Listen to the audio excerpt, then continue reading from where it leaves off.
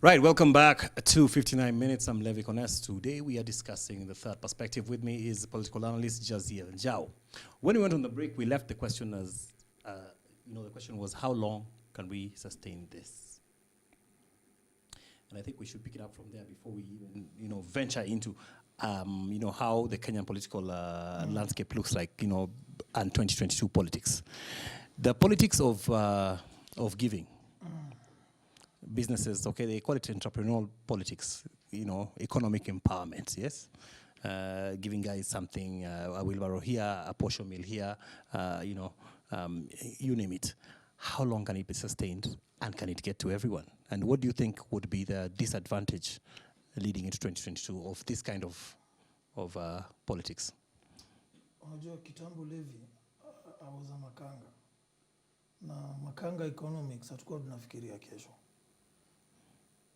Unapata kama tao daily, happy leo, kesho tunaamka tutapata ingine.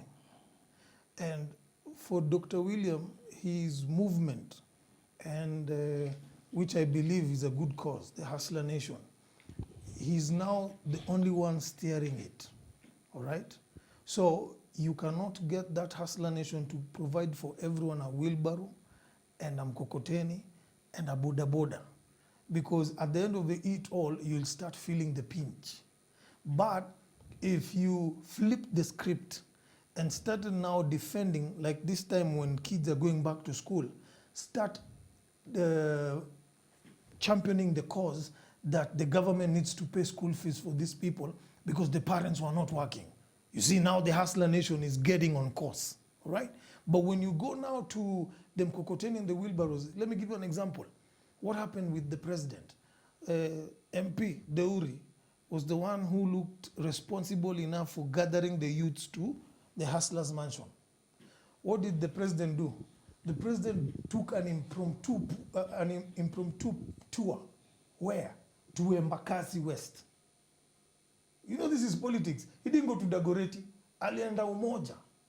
Then looked at all the guys making the tables na nini, akisema 1.9 billion, tengenezeni desks. My friend, this is the government now. So for the movement of the Hustler Nation to sustain, it has to be ideological.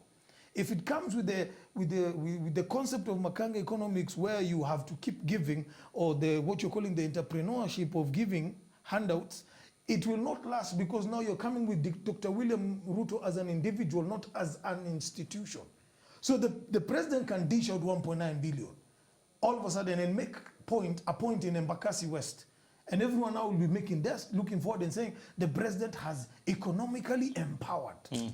The next thing he will go, zile vitanda zitatengenezwa, the president has, but you see, the president is the government. So the longevity of that, me by the nikaitwa saini on Dr. William Ruto, naambia flip his script, boss. Referendum ikikuja, you need to marshal your people together, have conversations at the Hustler Mansion, people who are ready to take your ideology to the ground and sell the concept, rather than going and seeing you as a handout guy. Fine, we know your heart is generous enough to give, but the politics ni funny. Kila mtu anajipanga hapo nyuma juu anataka. Sawa? Ikifika referendum, they will shift because pia wamepata bigger buyer. Willing buyer, willing seller. Dr. Abakibila. So he needs to incorporate what we talked about. So if I buy you today, you can be bought by somebody else tomorrow. Tomorrow. Yeah. So he needs to find sufferers in the Hustler Nation, because sufferers are hungry enough to sell their ideology. But the hustlers, washa shiba. So in kipindire. Where does the place of tribe come into this demographic? Because you see, it seems like they say they have slain tribalism. But have they? I ask myself one question, and I want to pose that question to you.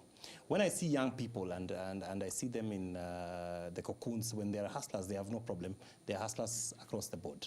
They're from all manner of tribes and communities, right? They're suffering, they need something. Then we have presidential candidates who have stood.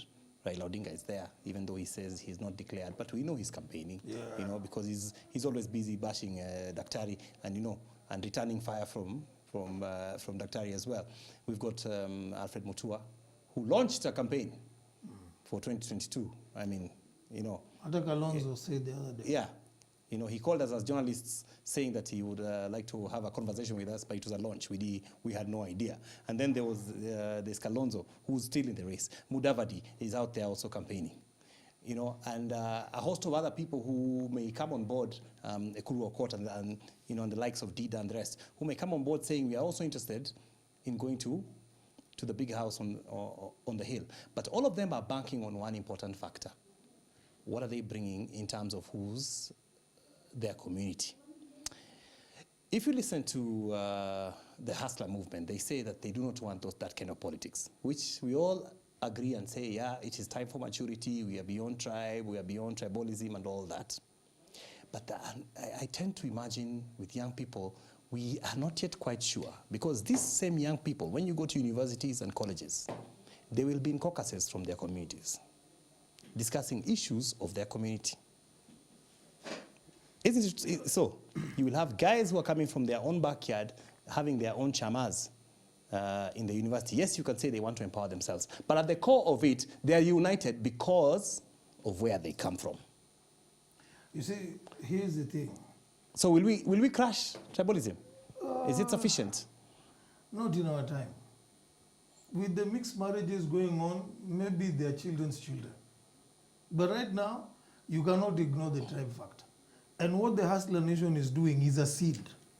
But if they go the way they're going, and when I say it's a seed, is he's trying to remove the tribe factor to bring in the gender factor, women and youth. And that's the narrative that is being sold, women and youth, all right? But if you, see, politics is the art of division. Politics is the art of division. How you divide the people and get your constituency, that makes it count. Yeah. So he will want to balance. It's interesting you say that. Somebody wrote and said the other day that it's, I'm sorry to cut you short there, that it's the us versus them, only now it's just the us poor guys versus the rich guys. Before it was us 41 minus 1, you remember? It was 40 minus 2. It was all this us. Now we have the us versus them is now hustlers versus dynasties. And that's what I'm telling and politics you. has to thrive on an us versus them. That's what I'm telling you. You have to respect Dr. William Ruto knows something. Because if you go back to tribe, one, he knows he has already his votes. So he has his votes. So he's trying to now dissuade this thing. There is no tribe factor. Then time ikifika, gender class plus yake backyard, home run. So the tribe factor, and that's what I was saying, I was looking at the Hustler Nation movement, and I was saying doctor needs to be alert, because the saying goes, you cannot buy a Kikuyu, you can only rent one. So when he was a kingmaker, he had entrance into the Kikuyu nation. To be honest, boss, tulikuwa split. Half, 3.5 ni Ruto ingine. As time is going on, the president is smart. He let the 1 shilling, 1 man, 1 shilling vote hiyo debate. You saw Tanga and Kieleweke. Walirudi wote, si siasa, wamerudi kama tribe. So they are saying we are being vilified. We are being vilified. Then ukitoka hapo, uko Hustler Nation. Mimi naambia tu, hustlers are not hungry for the Hustler Nation. It's the sufferers. Because hapo they'll bolt out. And so the tribal factor, also being a preacher, when you look at Jacob, when he was blessing his children, he said to one tribe, out of you leaders shall come forth, Judah. And you know, people argue, oh, this tribe. Let me tell you, all kings who ruled came from the tribe of Judah. Then you have the Dans. There was one which was given security, you will fight. Even when the time came for the temple to be built, years later, it was that tribe, the blessing on the tribe. So the tribal factor is something that you cannot ignore. And for us, for what I'm seeing right now, with the Hustler Nation and everything, he needs to change his narrative, because it's making inway through the tribe and it's not working for him. It's not working for him. What do you foresee happening 1 year from now? Does it concern you? Like, for example, do you say, like me, you ask yourself, it's 2020. And you know, like the famous biblical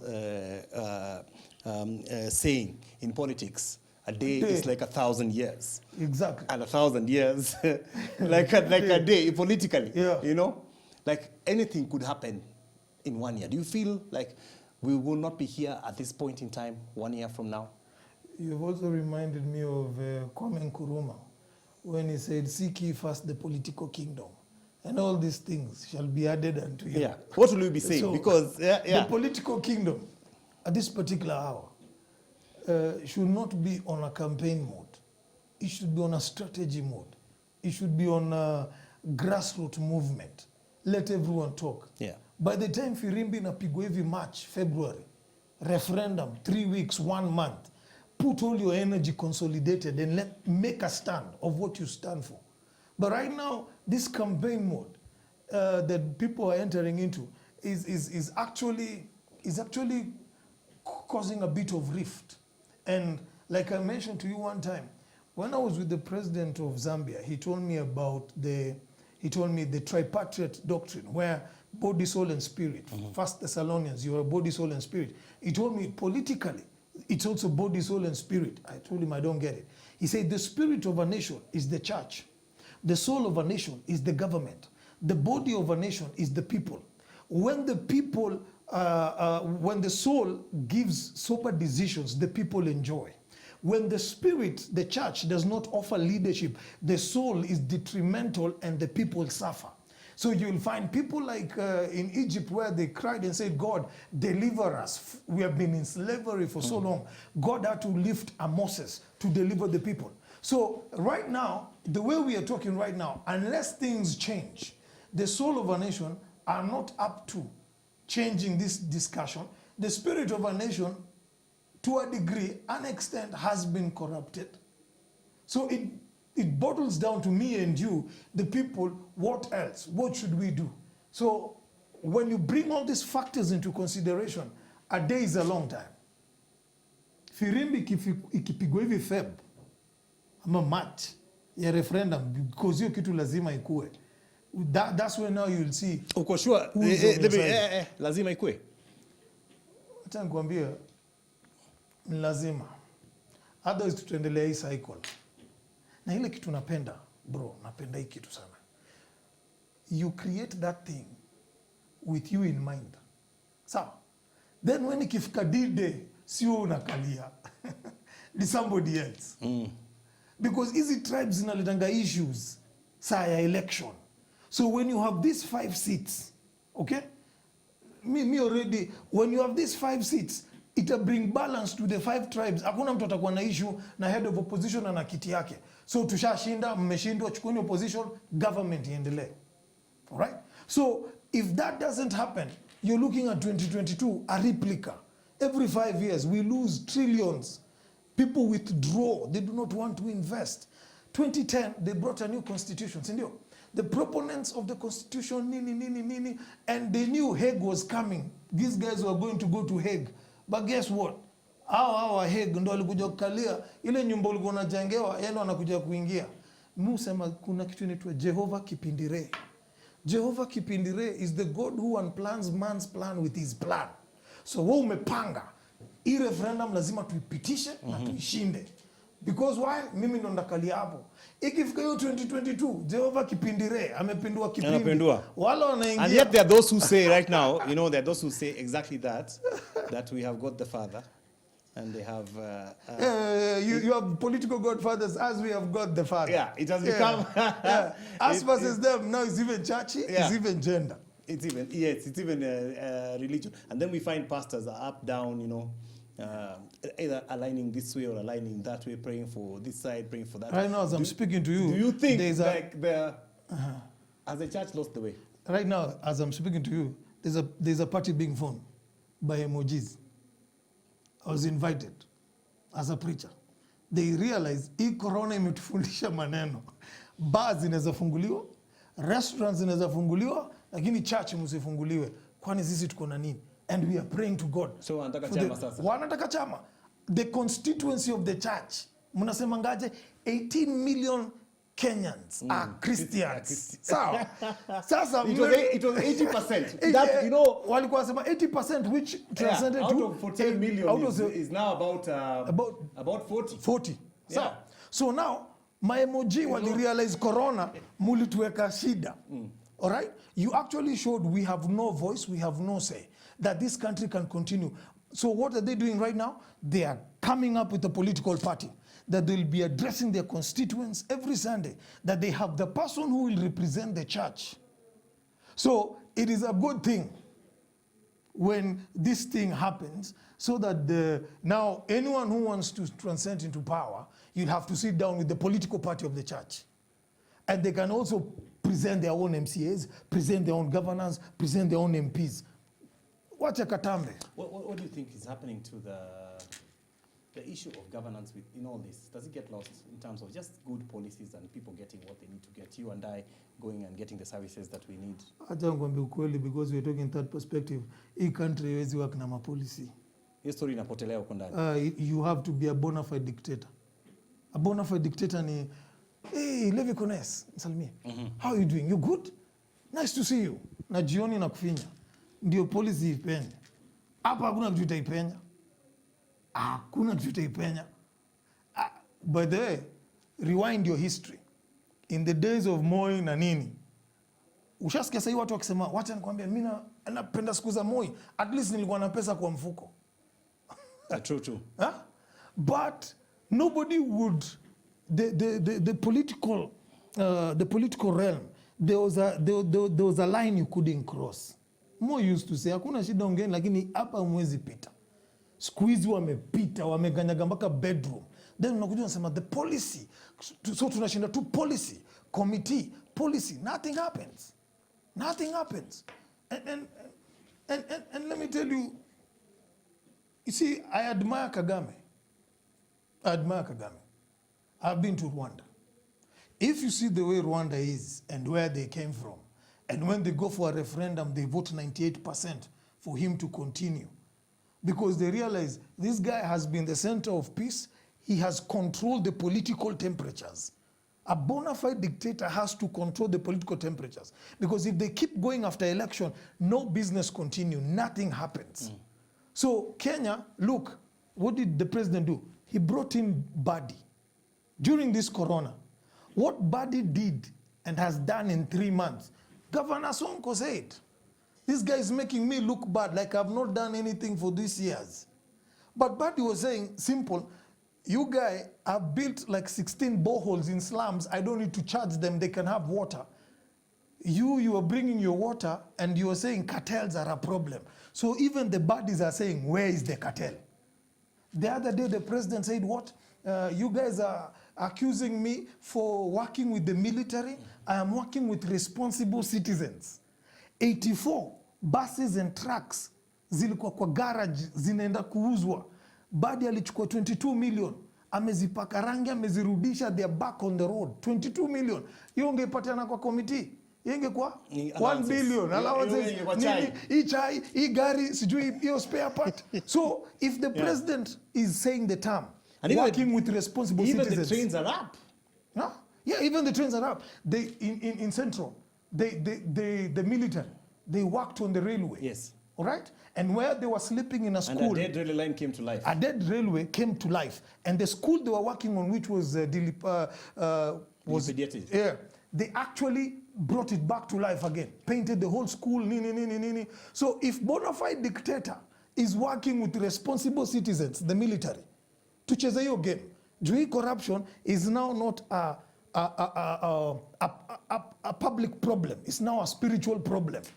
Now, if it takes prayer and a military kusoti issue so that it was sorted, let's work with responsible citizens. Oh, I tell you, truly the third perspective.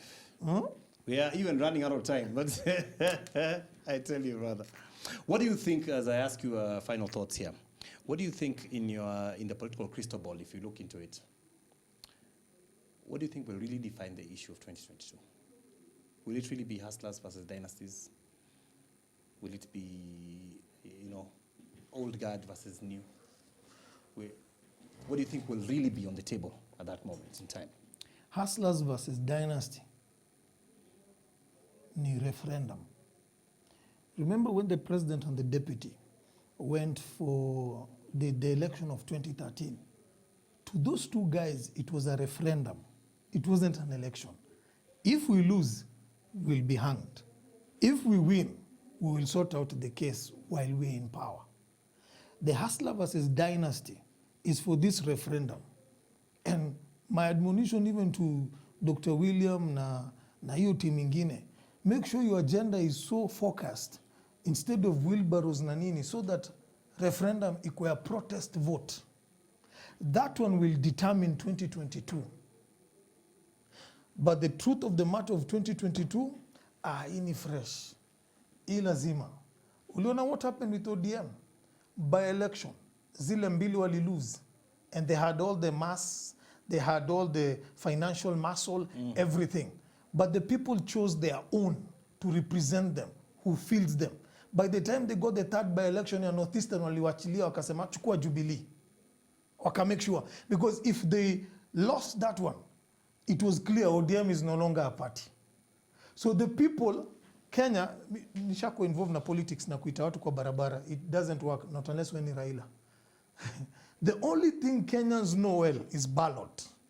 Now atakushok. And right now, the agitation and the feelings of people. 2022, it will be that debate where people will say, listen, you know, nobody is addressing the corruption issue, but that will be the major issue. Now, kama we ni hustler, we ni sufferer, lazima uonyeshe, you have to be clean. What happened in Philippines? The main issue of the election was drugs. People were suffering. What did the president say? Elect me, I will kill them. I will kill them. What did the people do? They risked with President Duterte. 6 months into office, 2 million drug lords were killed, thrown in the water, nini. And the people were asked, what do you think about what the president is doing? They said, what? Let me tell you. Before the president came, the drug barons were outside. We were in the houses. When the president took power, we have never seen a politician put his word, put his task, put to task his promise. He has killed them. Right now, we are the people who are safe outside. The drug barons are not coming outside. They're the ones hiding now. They're the ones hiding. Drug was the campaign issue. Vile tu Trump aliingia 2022, usistuke boss. Usistuke. We'll keep watching, we'll keep talking. Interesting third perspective, Jaziel. Thank you. Always good to see you. It's a pleasure. We'll have this discussion again and many more discussions. That's 59 minutes for this Tuesday. Tomorrow we are going to be doing something rather interesting called Kazi Yangu. You want to watch that one. It's quite interesting. It's about people doing different things at their job places. It's a very fast one of its kind. I hope that you will check in. Meet me here tomorrow, God willing. Stay tuned for Leah coming up with the lawsuit shortly. God bless you. Good day.